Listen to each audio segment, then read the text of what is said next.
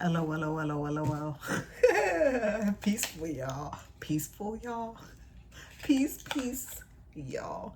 This is Roz. Okay, let me get my life. This is Roz Goldilocks. The Goldilocks of the Goldies. All right, so clearly we're keeping it moving here. We're doing a part 4. Spirit has something else to say. I don't want these videos to get too long. The 2 cards that just popped out were 2 imagination and 5 perseverance. You are dreaming up something big.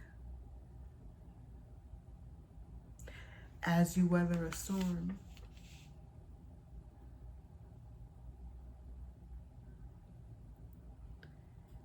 wow. The storm is literally happening in the space that you're in, and you are alchemizing through that. Look at this beautiful bird.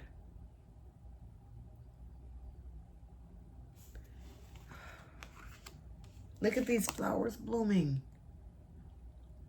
You are blooming in the storm. You're in the midst of the storm, and people are like,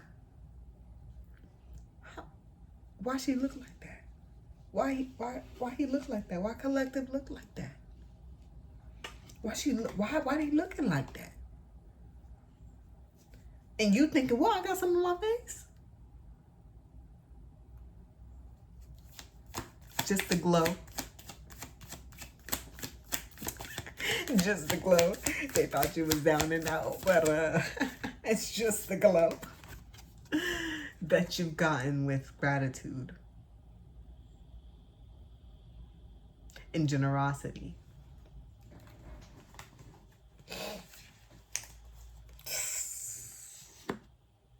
People lurking. They like, wow. That's who I thought. I thought they was going through something. I guess not. Can't listen to everything.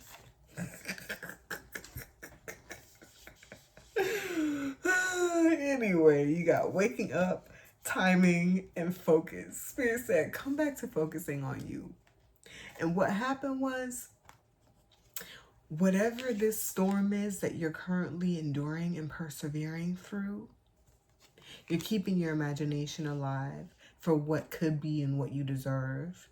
And because of that, you have woken up to you. Now that's where your focus has gone. There is so much self-preservation here. There's so much self-love here. While there is so much selflessness also.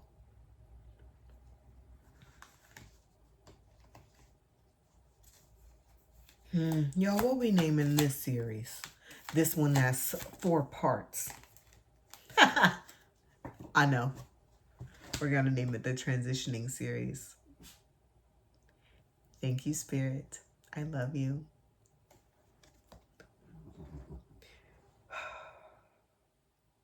This entire reading has been about death.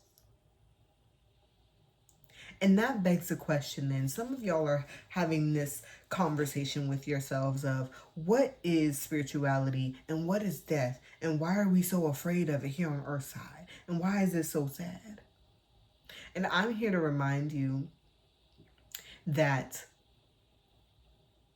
if you believe in a transition, if you believe in spirituality and there being an other side, I'm going to challenge you to ask the question, do you ever really die? No. To me. The soul is released to continue to live while the vessel here on Earth's side has to go. And so in this experience that you're having right now, that ego that you had, that initial vessel that you're used to looking at, 444 on the timer, which we just saw in part 3, it's shed so much that you transitioned to another timeline. And you're going to do this infinitely. And as I say time, you know what I also see when I hold it this way? An infinite time capsule.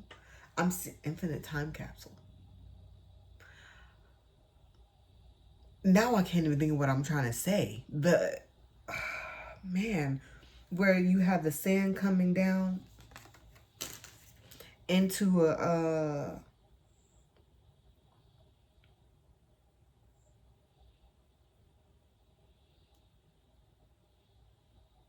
let me just hush. An hourglass. Ooh. And in this transition, honey, revenge body. With boundaries. 555 on the timer yet again. This, because it is such a transition, you're going to be so much more protective of your energy and of your spirit. And I'm very, very, very proud of you for that. When you are weathering a storm, you have to. You have to.